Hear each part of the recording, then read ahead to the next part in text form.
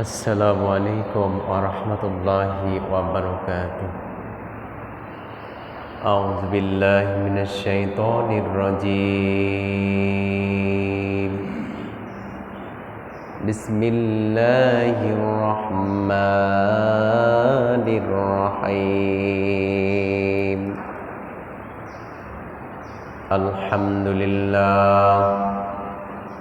Alhamdulillah nahmaduhu wa nasta'inuhu wa nastaghfiruhu wa nu'minu bihi wa natawakkalu alayhi.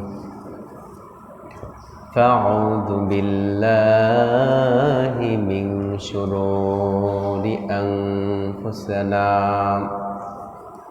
wa min sayyiati a'malina, man yahdihillahu fala mudilla lahu wa man yudlilhu fala hadiya lahu. Wa nashhadu an la ilaha illallah wahdahu la syarika lah, wa nashhadu anna Muhammadan abduhu wa rasuluh. Arsalahu bil haqqi basyiran wa nadhiran wa da'ian ila Allahi bi'idnihi wa sirajan munira. Faqad qala Allahu ta'ala fi kalamihil majid wal furqanihil hamid.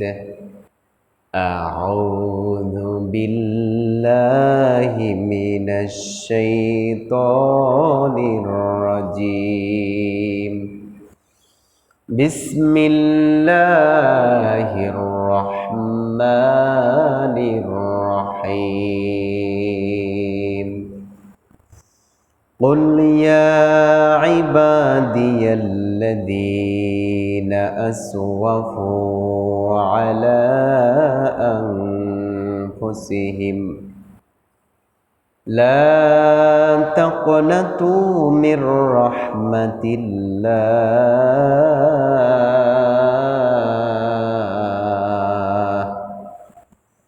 innallaha yaghfirudz dzunuba jami'a, innahu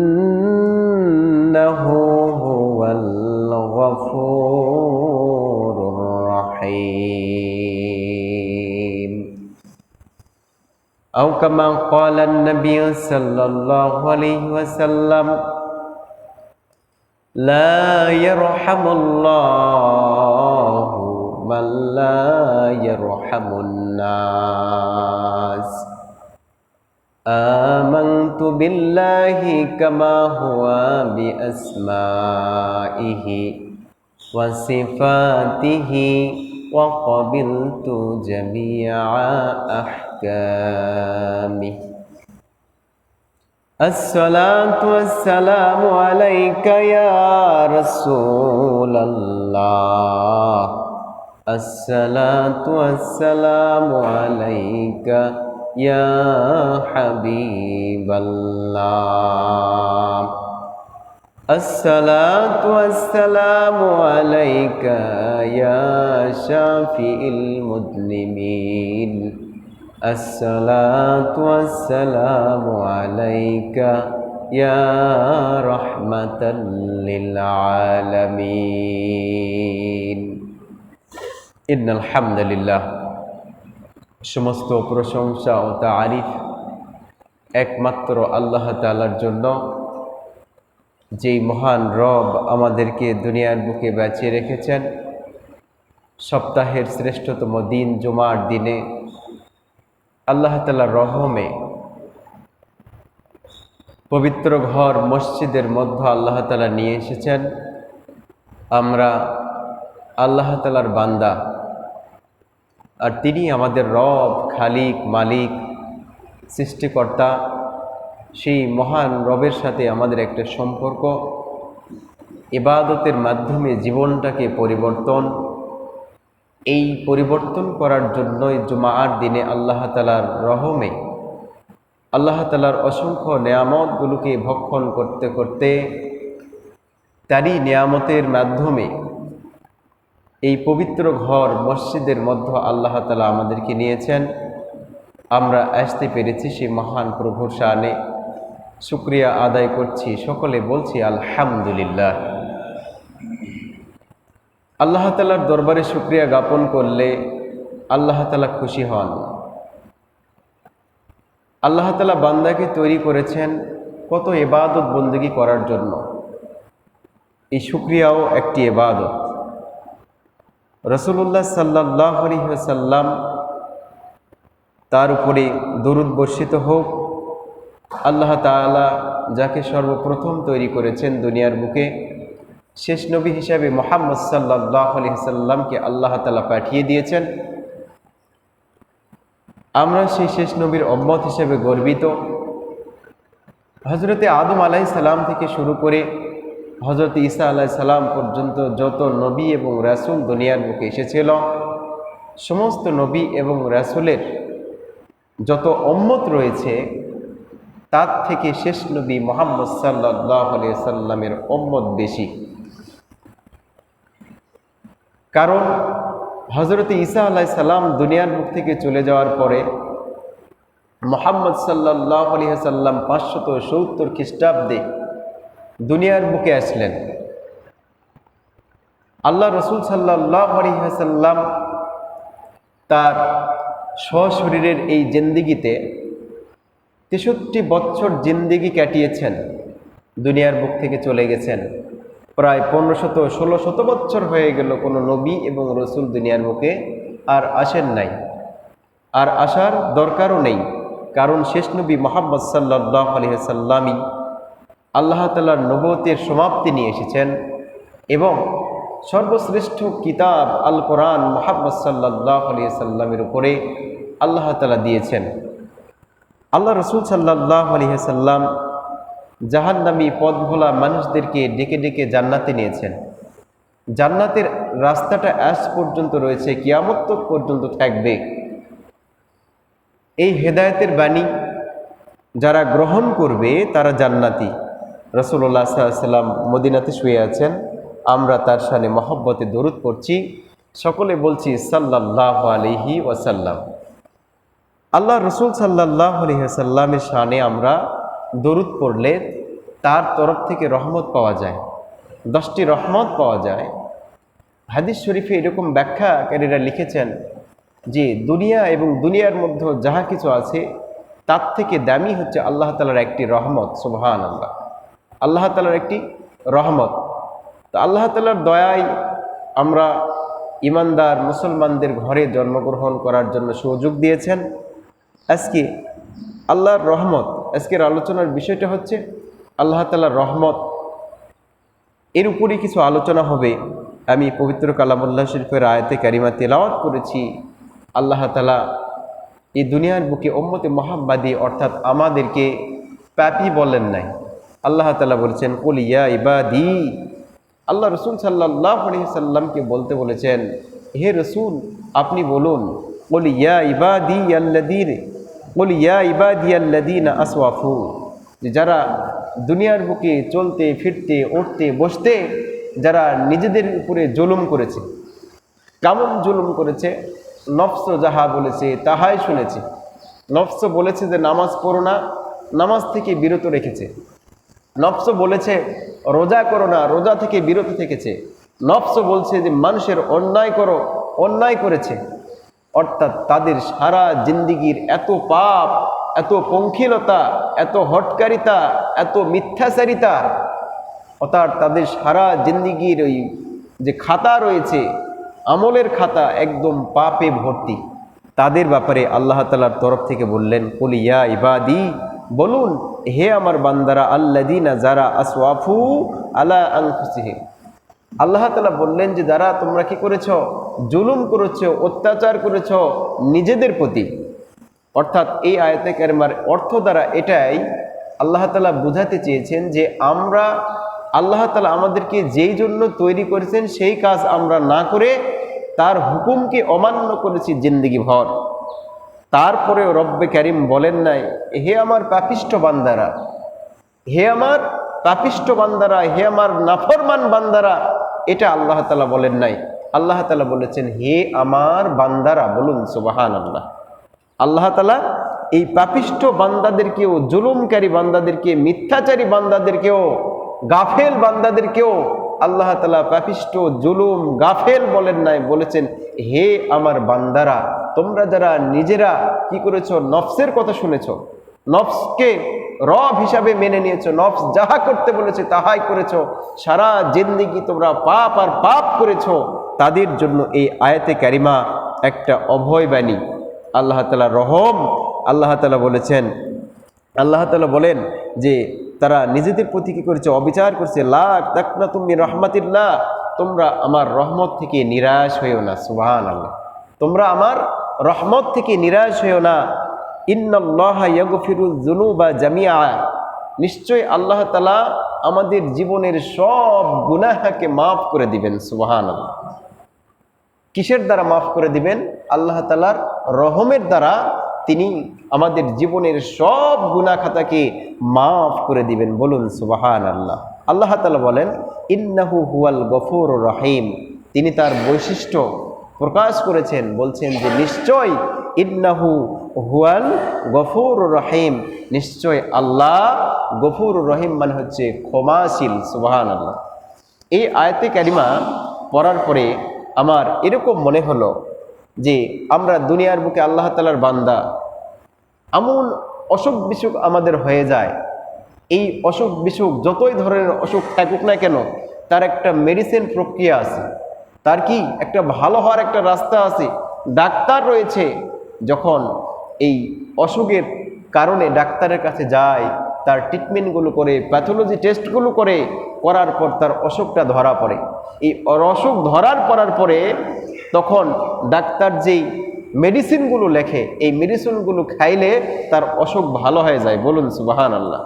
তো এর দ্বারা এই আয়াতে কারিমার আমার কাছে এরকম মনে হয়েছে, আমরা আমাদের সারা জিন্দেগির গুনাহ, আমরা আমাদের সারা জিন্দেগির ভুল অপরাধগুলো ক্ষমা, আল্লাহ তাআলা সে রহম, আল্লাহ তাআলার রহমতের দিকে যদি তাকিয়ে যদি আমরা কি করি, আল্লাহ তাআলাকে আমরা বলি, তাহলে আল্লাহ তাআলা নিমিষেই বান্দার সমস্ত জিন্দেগির গুনাহকে ক্ষমা করে দিবেন। সুবহানাল্লাহ।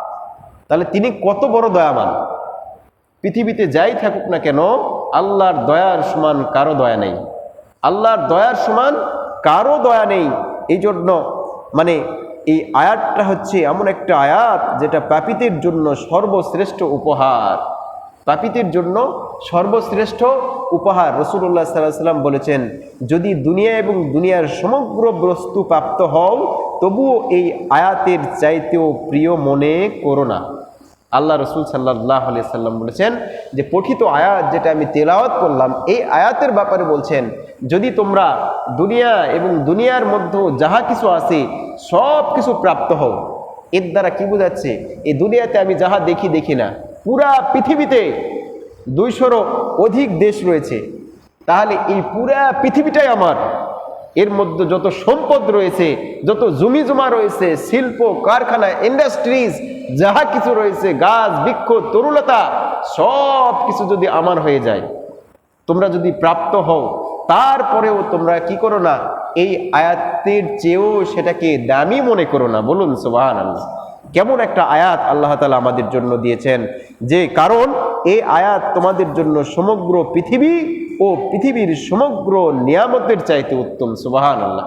যেমনিভাবে ক্যান্সার হয়েছে, টাইফয়েড হয়েছে, জন্ডিস হয়েছে, বড় বড় রোগ বালাই হয়েছে, এই রোগ বালাইয়ের সমাধান যেমনিভাবে মেডিসিনের মাধ্যমে, অস্ত্রোপচারের মাধ্যমে হয়ে যায়, কি অপারেশনের মাধ্যমে হয়ে যায়, তেমনিভাবে আমাদের এই জিন্দিগির সমস্ত গুনাহকে মাফ করবে যদি আমরা এই আয়াতের তাৎপর্যটা বুঝে রব্বে কারিমের কাছে চাই।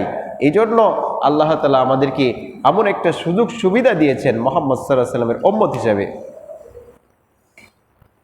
হাদিস শরীফে রাসূলুল্লাহ সাল্লাল্লাহু আলাইহি ওয়াসাল্লামের সাহাবী, আল্লাহ তাআলার রহমত কত ব্যাপক এই ব্যাপারে হাদিস এসেছে। রাসূলুল্লাহ সাল্লাল্লাহু আলাইহি ওয়াসাল্লামের সাহাবী হযরতে আবু হুরায়রা রাদিয়াল্লাহু আনহু বলেন, রাসূলুল্লাহ সাল্লাল্লাহু আলাইহি ওয়াসাল্লাম ইরশাদ করেছেন, আল্লাহ তাআলা রয়েছে 100টি রহমত। সুবহানাল্লাহ। আল্লাহ তাআলার 100টি রহমত রয়েছে। তন্মধ্যে আল্লাহ তাআলা কি করেছেন, একটি রহমত পুরা পৃথিবীতে যত মাখলুক রয়েছে, মানব জাতি, জিন জাতি, যত পশু পাখি রয়েছে, কীট পতঙ্গ রয়েছে, সমস্ত কীট পতঙ্গ, মানব জাতি, জিন জাতির মধ্যে আল্লাহ তাআলার 100টি রহমতের মধ্য থেকে একটি রহমত, একটি দয়া সমস্ত এই কীট পতঙ্গ, মানব জাতি, জিন জাতির মধ্য দিয়েছেন। সুবহানাল্লাহ।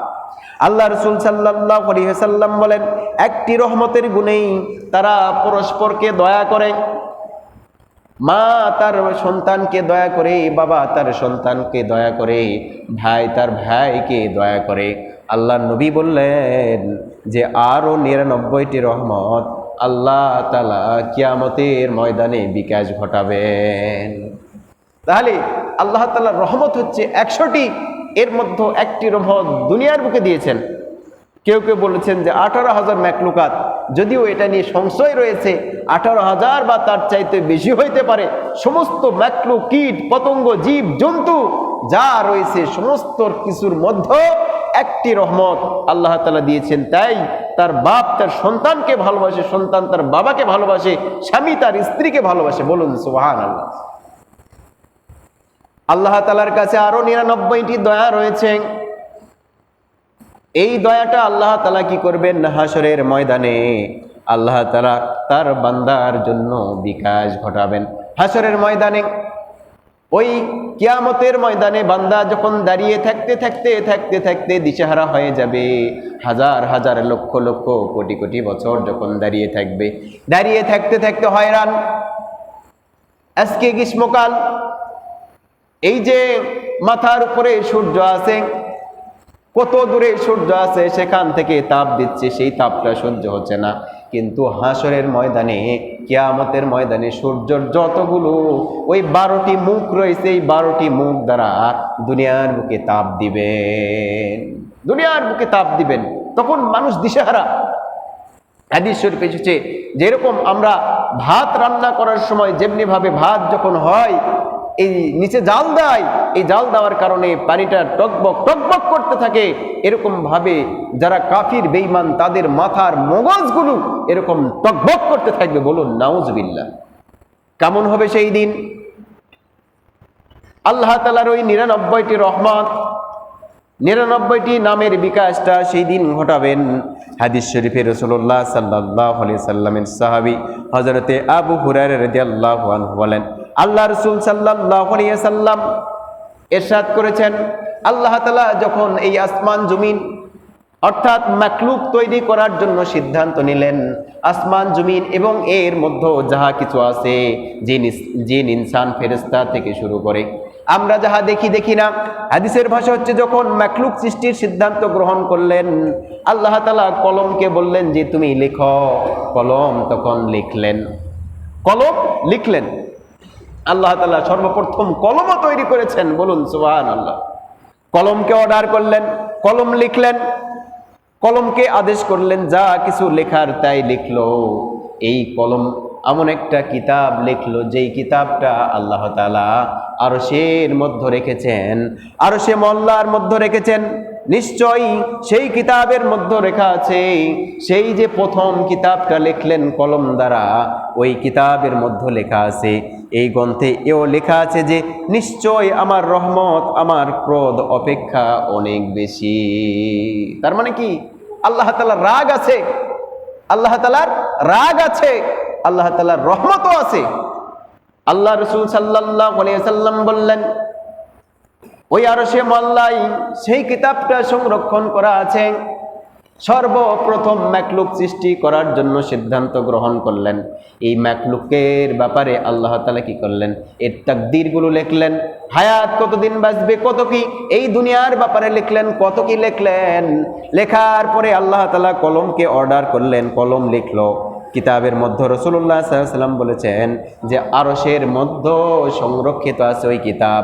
ওই গ্রন্থের মধ্যে, সর্বপ্রথম লিখিত গ্রন্থের মধ্যে আল্লাহ রাসূল সাল্লাল্লাহু আলাইহি সাল্লাম বললেন, তিনি বলেছেন নিশ্চয় আমার রহমত আমার ক্রোধ অপেক্ষা অনেক বেশি। আল্লাহ তাআলার যে ৯৯টি নাম রয়েছে এর মধ্যে একটি নাম রয়েছে কহার। এই কহারটা এমন একটা নাম, এই কহার যদি কারো উপরে আসর পড়িয়া যায় তার দুনিয়া শেষ, তার আখিরাত শেষ। আল্লাহ তাআলা কহার রূপ কখন ধারণ করবে? আল্লাহ তাআলা আজকে বাংলাদেশের প্রেসিডেন্ট শেখ হাসিনা, ভারতের প্রেসিডেন্ট নরেন্দ্র মোদী, এরকম ভাবে আমেরিকা থেকে শুরু করে পৃথিবীর এক একটা দেশের এক একটা প্রেসিডেন্ট আছে। প্রত্যেকটা প্রেসিডেন্ট দাবি করে এই দেশটা আমার, এই দেশটা আমার। এই দেশের একটা সীমারেখা রয়েছে, সীমান্ত রেখা আছে যারা বিজেপি বিডিআর দ্বারা একটা রক্ষিত করা হয়েছে, যে একটা অনুমতি ছাড়া অন্য দেশের এরোপ্লেন এই দেশের মধ্যে ঢুকতে পারবে না। তারা সবাই আমার আমার দাবি করছে। আল্লাহ তাআলা কোরআনে বলেছেন এরকম ভাবে, হাসরের ময়দানে সমস্ত আসমান এবং জমিনগুলোকে আল্লাহ তাআলা হাতের মুঠোয় নিয়ে নেবেন। হাতের মুঠোয় নিয়ে বলবেন, এই দুনিয়ার যারা আমার আমার দাবি করেছো, দুনিয়ার রাজা বাদশাহ কোথায়? তোমরা কোন দাবি কি করবা? তোমরা তো বলেছিলে যেটা আমার দেশ, আমার দেশ, আমার দেশ, এই বলে বলে তোমরা আমার হুকুমকে পালন করেনি, আমার সংবিধান দ্বারা, কোরআন দ্বারা তোমরা দেশটাকে পরিচালনা করনি। তোমরা কি করেছো? গণতন্ত্র দ্বারা দেশটাকে পরিচালিত করেছো। মানুষের তৈরি তোমরা সংবিধান দ্বারা দেশটাকে পরিচালিত করেছো। তোমরা আজ কোথায়, কে কোথায়? এটা হচ্ছে কাহার একটা রূপের ধরন। এই কাহার রূপ, কাহার নামের তাসির যার উপরে পড়বে সে দুনিয়া থেকে বিতাড়িত, এবং আখেরাতে সে এমন ভাবে মওকুফ অর্থাৎ বিতাড়িত হবে, তার বাঁচার আর কোনো রাস্তা থাকবে না। আল্লাহ তাআলা মানুষকে তৈরি করেছেন সর্বপ্রথম হযরত আদম আলাইহিস সালাম, সর্বশেষ নবী মুহাম্মদ সাল্লাল্লাহু আলাইহি সাল্লাম। এই নবী যত মানুষ দুনিয়ার বুকে এসেছে সমস্ত মানুষদের জন্য আল্লাহ তাআলা কি করেছেন? গাইডদাতা, গাইডার হিসাবে প্রতিটা যুগে যুগে নবী এবং রাসূল পাঠিয়েছেন। শুধু নবী এবং রাসূল নয়, তাদের উপরে কিতাব দিয়েছেন যাতে মানুষ এইভাবে চলাফেরা করে। তারা নিজেদের কি তৈরি করা, নিজেদের তৈরি করা জিনিসগুলো নিয়ে তারা দেশ পরিচালনা করে, তাদের কি অবশ্যই হিসাবের সম্মুখীন হতে হবে। আল্লাহ তাআলার রহমত কত ব্যাপক, কত ব্যাপক একটু আমরা খেয়াল করি না কেন? আমরা নিজেদের শরীরের দিকে তাকাইলেই সেটা দেখতে পাবো। আল্লাহ তাআলা আমাদেরকে কত সুন্দর করে তৈরি করেছেন। আল্লাহ তাআলা কি করেছেন? আল্লাহ তাআলা আমাদেরকে ইবাদত বন্দেগী করার জন্য তৈরি করেছেন, অথচ অনেকে আমরা ফজরের নামাজটাই পড়ি নাই, ফজরের নামাজ পড়ি নাই, জোহরের নামাজ আল্লাহ তাআলার হুকুম এটা পালন করি নাই, আসর মাগরিব এশা কোনো খোঁজ খবর নাই। অথচ রব্বে কারিমের এটা ইশারা, রব্বে কারিমের হুকুম হচ্ছে যে তোমাদের উপরে এই 5 ওয়াক্ত নামাজ বালেগদের উপরে ফরজ করে দেওয়া হয়েছে। আপনি নামাজ পড়বেন না, আমি নামাজ পড়ব না, তাহলে আমার খেতাবটা হতে হবে পাগল। কারণ পাগলদের জন্য কি নয়, ইবাদত নয়। আমরা যারা হুঁশে আছি তাদেরকে অবশ্যই কি করতে হবে? নামাজ পড়তে হবে। হাদিস শরীফে আল্লাহ তাআলার রহমত দুনিয়ার বুকে মানুষের এই যে মায়া মহব্বতের সাথে তুলনা করেছেন কিভাবে? হযরতে আমের আল মারাম রাদিয়াল্লাহু আনহু থেকে বর্ণিত। হযরতে আমের আল মারাম আল্লাহ রাসূল সাল্লাল্লাহু আলাইহি সাল্লামের সাহাবী, আল্লাহ রাসূল সাল্লাল্লাহু আলাইহি সাল্লামের কাছে আছেন। এমতো অবস্থায় তিনি বর্ণনা করেছেন, দেখছেন যে একটি মানুষ রাসূলুল্লাহ সাল্লাল্লাহু আলাইহি সাল্লামের দরবারে আসলো। একজন ব্যক্তি আল্লাহ রাসূল সাল্লাল্লাহু আলাইহি সাল্লামের দরবারে আসলো। সেই লোকটির শারীরিক বৈশিষ্ট্যগুলো ব্যাখ্যা করেছেন। লোকটি আসলো ঠিকই চাদর পরিহিত অবস্থায়, আর হাতের মধ্যে চাদর দ্বারা আবৃত কি জানি ছিল। তখন রাসূলুল্লাহ সাল্লাল্লাহু আলাইহি সাল্লামের কাছে এসে ওই ব্যক্তিটা তখন বলল যে তোমার হাতে কি? আল্লাহ রাসূল সাল্লাল্লাহু আলাইহি সাল্লামের ওই সাহাবী হাতের মধ্যে যখন চাদরটাকে উদান করলেন, সেখানে পাখি ছিল আর পাখির ছানা ছিল। সুবহানাল্লাহ। যেই আগন্তুক চাদর পরিহিত সাহাবী, তিনি বললেন আমি যখন বাড়ি থেকে আপনার দরবারে আসতেছিলাম, বাঁশের ঝাড়ের মধ্য দিয়ে আসতেছি, দেখলাম যে পাখির কিচিরমিচির আওয়াজ। তারপরে যে দেখি যে পাখির ওই বাসার মধ্যে দুইটি পাখির বাসার মধ্যে ছানা। এই ছানাটাকে আমি আমার চাদরের মধ্যে নিলাম। মা পাখি বাবা পাখি তার সন্তানকে কেমন ভালোবাসে, যখন আমি আমার চাদরের মধ্যে নিয়েছি, ওই মা এবং বাবা ওই পাখিগুলো তার সন্তানকে, ওই পাখির বাচ্চাকে বাঁচানোর জন্য তখন ওই আমার চাদরের মধ্যে এসে পৌঁছেছে। সুবহানাল্লাহ। প্রিয় ভাইয়েরা, আল্লাহ রাসূলের সাহাবী তখন ওই ছানা এবং মা বাবা সহকারে রাসূলুল্লাহ সাল্লাল্লাহু আলাইহি ওয়াসাল্লামের দরবারে যখন আসলেন, আল্লাহ রাসূল বললেন এটা রাখো। যখন রাখলেন, রাখার সাথে সাথে পাখিগুলো পার্শ্বেই যায়, একদম পার্শ্বেই ঝাপটাইতে লাগলো তার সন্তানকে বাঁচানোর জন্য। আল্লাহ রাসূল সাল্লাল্লাহু আলাইহি ওয়াসাল্লাম বললেন, হে সাহাবী, তুমি এই পাখির ঝাপটানি দেখে, পাখির মায়া দেখে অবাক হচ্ছ? যেই রব আমাকে সত্য দিন সহকারে প্রেরণ করেছেন দুনিয়ার বুকে, তার কসম করে বলছি যে আল্লাহ যে সৃষ্টিকর্তা আমাদেরকে সৃষ্টি করেছেন, তার দয়াটা এর চাইতেও বেশি। সুবহানাল্লাহ। হযরত আদম আলাইহিস সালাম জান্নাতের মধ্যে ছিলেন। আল্লাহ তাআলার একটা হুকুম অমান্য করার কারণে জান্নাত থেকে দুনিয়ার বুকে পাঠিয়ে দিলেন। 360 বছর হযরত আদম আলাইহিস সালাম কান্নাকাটি করেছেন। তারপরে আদম আলাইহিস সালামকে আল্লাহ তাআলা মাফ করে দিয়েছেন। আদম আলাইহিস সালামকে আল্লাহ তাআলা মাফ করে দিয়েছেন। প্রিয় ভাইয়েরা, আল্লাহ তাআলার রহমত, আল্লাহ তাআলার দয়া আমাদের উপরে এত ব্যাপক যেটা আমরা বুঝি না। আল্লাহ তাআলা হাসরের ময়দানে এই বিকাশটা ঘটাবেন, যেটা বললাম হাদিস শরীফে আল্লাহ রাসূল সাল্লাল্লাহু আলাইহি ওয়াসাল্লামের সাহাবী বলেছেন যে একটি রহমত পুরা পৃথিবীর সমস্ত মানুষ জিন কীটপতঙ্গের মধ্যে দেওয়ার কারণেই তারা একে অপরকে ভালোবাসে। আল্লাহ রাসূল সাল্লাল্লাহু আলাইহি ওয়াসাল্লাম বলেছেন যে আরো 99টি রহমত, আল্লাহ তাআলার দয়া হাসরের ময়দানে আল্লাহ তাআলা বিকাশ ঘটাবেন। এই আয়াতের তাফসীরের মধ্যে ব্যাখ্যাকারীরা লিখেছেন, তাফসীরকারগণ লিখেছেন, হাসরের ময়দানে আল্লাহ তাআলা তার দয়ার যে বিকাশ ঘটাবেন 99টি নামের, এর 8টি অভিমত দিয়েছেন। আজকে 4টি বলার চেষ্টা করব। এরকম ভাবে আল্লাহ তাআলা হাসরের ময়দানে যখন বান্দার আমল নামাটাকে মাপবেন, খুব কান খাড়া করে শুনুন। আল্লাহ তাআলা বান্দার আমল নামা যখন হিসাব করবেন মিজানের দাড়িপাল্লায় হিসাব করার পরে বান্দার পাপের বোঝাটা, পাপের আমলটা বেশি হয়ে যাবে, ভারী হয়ে যাবে। আর যেটা নেকি অর্থাৎ পুণ্য আমলটা কম হওয়ার কারণে বান্দাকে জাহান্নামী বলা হবে। বান্দাকে জাহান্নামী হিসাবে অভিহিত করা হবে, আখ্যায়িত করা হবে। ফেরেশতাকে বলা হবে ইনতালিকু বিআবদি ইলান নার, হে ফেরেশতারা এই বান্দাকে তোমরা জাহান্নামে নিয়ে যাও। যখন ফেরেশতারা বান্দাকে জাহান্নামের দিকে নিয়ে যাওয়ার জন্য চেষ্টা করবে, তখন বান্দা বলবে মা আনসাফতা রব্বি, রব হে আল্লাহ, তুমি আমার প্রতি সঠিক ইনসাফ করনি।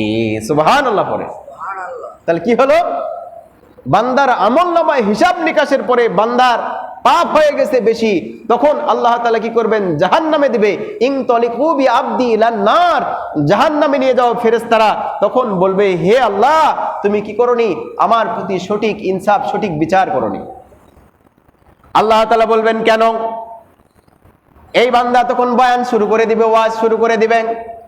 এই বান্দা বলবে আমি দুনিয়ার বুকে এরকম শুনেছি যে বিসমিল্লাহির রহমানির রহিম একটা আয়াত ছিল। এই আয়াতের মধ্যে আল্লাহ তোমার 99টি নামের মধ্যে 3টি নাম ছিল। রহমান রাহিম আল্লাহ, এই তিনটি নাম ছিল রহমান রাহিম আল্লাহ। আজকে এই বিপদের হাসরের ময়দানে গুনাহগারদের জন্য যদি এই নামের বিকাশ না ঘটাও, এই নামের ব্যবহার যদি না করো, কোন দিন আবার করবে? আল্লাহ তাআলা বলবেন যে বান্দা তুমি সত্য বলেছ। তখন ফেরেশতাকে আল্লাহ তাআলা বলবে ইনতলিকু বিআবদি ইলাল জান্নাহ। সুবহানাল্লাহ পড়ে। তখন ফেরেশতারা কি করবে? এই বান্দাকে নিয়ে জান্নাতের মধ্যে নিয়ে যাবেন। এই আয়াতের ব্যাখ্যায় দ্বিতীয় অভিমত দিয়েছেন, আল্লাহ তাআলা দুইজন ব্যক্তিকে হিসাব নিকাশের জন্য ডাকবেন। ডাকার পরে হিসাব নিকাশ করে তাদের জাহান্নাম ফয়সালা হয়ে গেছে। যখন তাদেরকে অর্ডার করা হবে তোমরা জাহান্নামে চলে যাও, একজন খুব দ্রুত জান্নাতে মানে জাহান্নামের দিকে, একজন খুব দ্রুত জাহান্নামের দিকে রওনা দিবে, আর একজন জাহান্নামের দিকে যাবে, কিন্তু কিছু দূর যাওয়ার পরে আবার পিছনে তাকাবে। আল্লাহ তাআলা বলবেন হে বান্দা, দুইজনকে তখন ডাক দিবেন। ডাক দেওয়ার পরে বলবেন তুমি জাহান্নামের দিকে দ্রুত কেন যাচ্ছিলে? ওই ব্যক্তি উত্তর দিবে আল্লাহ তুমি একটা অর্ডার করেছ যে দ্রুত জান্নাতের মানে জাহান্নামের দিকে যাওয়ার জন্য। আমি জাহান্নাম কি এটা বুঝি না, কিন্তু আপনার যাতে অর্ডার যেটা করেছেন এই অর্ডারটা ফলো করার জন্য যদি আমি ধীরে যাই, আপনি যদি রাগ করেন, এই জন্য আমি দ্রুত জাহান্নামের দিকে চলে যাচ্ছি। সুবহানাল্লাহ। আর একজন ব্যক্তিকে ডাকবে তুমি পিছনে কেন বারবার তাকাচ্ছিলেন? তখন ওই ব্যক্তিটা বলবে আপনি পবিত্র কালামুল্লাহ শরীফে বলেছেন যে আয়াতে কারিমা আমি তেলাওয়াত করেছি, আল্লাহ তাআলা বলেন কুল ইয়া ইবাদিয়াল্লাযীনা আসওয়াফু আলা আনফুসিহিম লা তাকনাতুম মির রাহমাতিল্লাহ। তুমি তো কোরআনে বলেছ যে তোমরা আমার কি করো না, অনুগ্রহের তোমরা হতাশ হয়েও না, হতাশ না হয় বরং তোমরা আমার অনুগ্রহের দিকে তাকাও। যার কারণে বারবার আমি তোমার দিকে তাকাচ্ছিলাম যে কখন জানি আপনার তরফ থেকে আমার ডাক পড়বে। সুবহানাল্লাহ। তখন কি হলো? আল্লাহ তাআলা বললেন ইনতালিকু বিআবদাইনি ইলাল জান্নাহ। যারা ছিল জাহান্নামী তাদেরকে আল্লাহ তাআলা জান্নাতে নিয়ে যাওয়ার জন্য অর্ডার করলেন। সুবহানাল্লাহ। আর একটা অভিমত এরকম দিয়েছেন, সূরা ইয়াসিনের মধ্যে এসেছে আমরা দুনিয়ার বুকে চলাফেরা করছি, আমাদের হাত পা চক্ষু কর্ণ নাসিকা আমাদের প্রত্যেকটা অঙ্গ প্রত্যঙ্গ আমরা কি করেছি না করেছি, আল্লাহ তাআলা সূরা ইয়াসিনে সেটা বলেছেন যে এই বান্দার বিপক্ষে হাসরের ময়দানে মানে সেদিন সাক্ষী দিবে। মানে কি আমাদের মুখটা বন্ধ হয়ে যাবে, কারণ দুনিয়ার বুকে আমরা মিথ্যা কথা বলি, ওই হাসরের ময়দানে ওই অভ্যাসটা থেকে যাবে। যার কারণে সর্বপ্রথম কি করবেন আল্লাহ তাআলা মুখ বন্ধ করে দিবেন। তখন হাত ভালো করেছে না খারাপ করেছে, পা ভালো করেছে না খারাপ করেছে, চোখ ভালো করেছে না খারাপ করেছে, এগুলো তখন বলতে শুরু করবে। আর সেই সময়ে সেই ব্যক্তিটার জন্য জাহান্নাম ফয়সালা হয়ে যাবে। আর ওই ব্যক্তিটা বলবে আল্লাহ আমি এরকম শুনেছিলাম যে হুজুরদের মুখে শুনেছিলাম, তাফসীরকারকদের মুখে শুনেছিলাম, কোরআনে হাদিসে এরকম এসেছে যখন হাসরের ময়দানে কারো মানে কেউ যখন কার থাকবে না, কোনো সাহায্যকারী থাকবে না, সেই সময়ে আমি শুধু রব তুমি তো তার সাহায্যকারী হবে, এই ওয়াদাটা তোমার ছিল, আজকে এই ওয়াদাটা তুমি পালন করো। বলুন সুবহানাল্লাহ। প্রিয় ভাইয়েরা, হাসরের ময়দানে একজন ব্যক্তি এরকম ভাবে হিসাব নিকাশ করার পরে তার জীবনে এমন একটা পরিস্থিতি তৈরি হয়ে যাবে, হিসাব নিকাশ করার পর আর একটি আমল আর একটি নেকি হলে সে জান্নাতি হয়ে যেত, একটি নেকি হলে জান্নাতি হয়ে যেত। শেষ পর্যন্ত এই ব্যক্তিটা জাহান্নামী বলে বিবেচিত হবে। আল্লাহ তাআলার কাছে প্রার্থনা করবেন রব্বে কারীম আমাকে কি করো একটা সুযোগ দাও, আমি আমার আত্মীয় স্বজন পিতা মাতার দিকে আমি একটু পা বাড়ায় দেখি যে তাদের কাছ থেকে আমি একটি নেকি সংগ্রহ করতে পারি কিনা। এই শেষ পর্যন্ত তুমি আল্লাহ তাআলা বলবেন, আল্লাহ তাআলা সূরা 30 পারার মধ্যে আল্লাহ তাআলা বলেছেন ইয়াউমা ইয়াফিরুল মারউ মিন আখিহি ওয়া উম্মিহি ওয়া আবি। হে বান্দা, তুমি কি আয়াতটা পড়নি? আসরে ময়দানে ভাই তার ভাই থেকে দূরে চলে যাবে, স্বামী তার স্ত্রী থেকে চলে যাবে, বন্ধু বন্ধুর কাছ থেকে চলে যাবে, ভাই তার বোনের কাছ থেকে চলে যাবে। এই আয়াতটা কি তুমি পড়নি? তারপরে যখন চেষ্টা করতে করতে করতে করতে বাবার কাছে যাবে, বাবা বলবে আজকে আমি নিজেই টেনশনে আছি। তারপরে খুঁজতে খুঁজতে ওই বান্দা এমন একটা ব্যক্তিকে পেয়ে যাবে যার জিন্দিগিতে একটি নেক আমল ছাড়া আর কোনো কিছু নাই, সারা জিন্দিগি শুধু গুনাহ আর গুনাহ, শুধুমাত্র একটি ভালো কাজ করেছে। এই বান্দা চিন্তা করবে আমার একটি ভালো কাজ দ্বারা আমি জান্নাতে যেতে পারবো না, আমি একে দান করিয়ে দেই। সুবহানাল্লাহ। যখন দান করে দিবেন, এই ব্যক্তিটা ওই একটি নেকি নিয়ে দৌড়ে ছুটে চলে আসবে, রব্বে কারিমের কাছে এসে বলবে আমি পেয়েছি। রব্বে কারিম তখন বলবে এই বিচার এত বিভীষিকাময় দিনে কে তোমাকে দিল? আল্লাহ তাআলা ফেরেশতাকে অর্ডার করে দেন যে এই দুইজন বান্দাকে তোমরা জান্নাতে নিয়ে যাও। ফেরেশতারা অবজেকশন দিবেন, দুইজন বান্দা কি করে জান্নাতে যায়? আল্লাহ তাআলা বলবেন দান করা হচ্ছে, এটা আমার বৈশিষ্ট্য। এই বিভীষিকাময় ময়দানে একটি নেকি যে দান করেছে, এটা আমার একটা গুণ প্রকাশিত করেছে, যার কারণে এই দুইজন ব্যক্তিকে জান্নাতে নিয়ে যাও। সুবহানাল্লাহ। প্রিয় ভাইরা, আমাদের সব কিছু দিয়েছেন, হাত পা চক্ষু কর্ণ নাসিকা, আমাদের যা লাগবে রিজিক থাকার পরার জামা কাপড় সব কিছু দিয়েছেন। একমাত্র রব্বে কারিমের রহমে এগুলো দিচ্ছেন। আল্লাহ তাআলা পরীক্ষা করার জন্য দিচ্ছেন যে তোমাকে সব কিছু দেওয়া থাকলো, সব কিছু দেওয়া থাকলো, তোমার যা কিছু লাগবে, কিন্তু তুমি কি করো? ইবাদত বন্দেগী করে তোমার আমলটাকে ভারী করে কবরের দিকে আসো। প্রিয় ভাইরা, আল্লাহ তাআলা আমাদের সকলকে কবুল করুন, যাতে আমরা দিনের পথে ওই যে কোরআনের আয়াতে কারিমা যেটা তিলাওয়াত করলাম, এটার দ্বারা এটাই আমার জীবনে যত পাপিষ্ঠ আমি হই না কেন, এই আয়াতের দিকে খেয়াল করে, আল্লাহর রহমের দিকে খেয়াল করে, রহমান রহিম নামের উসিলা নিয়ে, আল্লাহ নবীর উসিলা নিয়ে যদি আমরা রব্বে কারিমের কাছে তওবা করি, তাহলে আল্লাহ তাআলা রহম করবেন, আমাদের জীবনের সব গুনাহগুলোকে মাফ করে তো দিবেনই, এবং সারা জিন্দেগীর সমস্ত গুনাহ যেগুলো মাফ করে দিবেন, ওই গুনাহগুলোকে আবার নেকিতে পরিণত করে দিবেন। সুবহানাল্লাহ। আল্লাহ তাআলা সকলকেই তৌফিক দান করুন। সকলে বলছে আল্লাহুম্মা আমিন। ক্বাবলাল জুমার 4 রাকাত সুন্নত নামাজ পড়ি।